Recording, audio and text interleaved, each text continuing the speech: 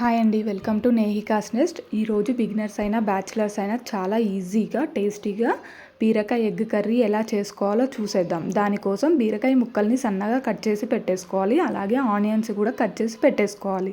ఇప్పుడు ఒక బాండీ తీసుకొని అందులో ఆయిల్ వేసుకొని జీలకర్ర, కరివేపాకు, కట్ చేసి పెట్టేసుకున్న ఆనియన్స్ కూడా వేసుకొని బ్రౌన్ కలర్ వచ్చే వరకు వేపుకోవాలి.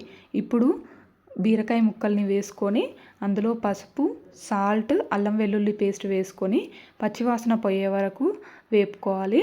ఇప్పుడు ముక్కల నుండి రిలీజ్ అయ్యే వాటర్ తోటే మ్యాక్సిమం వేపుకోవాలండి.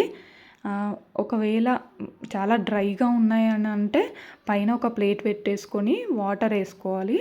అప్పుడు ఆ వాటర్తో ముక్క చాలా ఉడికిపోతుందండి. ఇప్పుడు అలా ముక్క మెత్తగా ఉడకాలి. ఉడికినాకనే మనకు కావాల్సినంత ఉప్పు, కారం, ధనియాల పొడి వేసేసుకోవాలి. వేసుకొని మూత పెట్టేసుకుంటే ఆయిల్ వచ్చే వరకు ఇలా ఉంచుకోవాలి. ఇప్పుడు ఎగ్స్ వేసుకోవాలండి. ఎగ్స్ వేసుకొని ఒక 1 minute మూత పెట్టేసుకొని తర్వాత వాటిని ఫ్లిప్ చేసుకోవాలి. ఫ్లిప్ చేసుకున్నాక మళ్ళీ ఒక 1 minute మూత పెట్టాలి. పైనుండి కొత్తిమీరతో గార్నిష్ చేసేసుకుంటే అంతే. చాలా ఈజీ, టేస్టీ ఉండే బీరకాయ కర్రీ.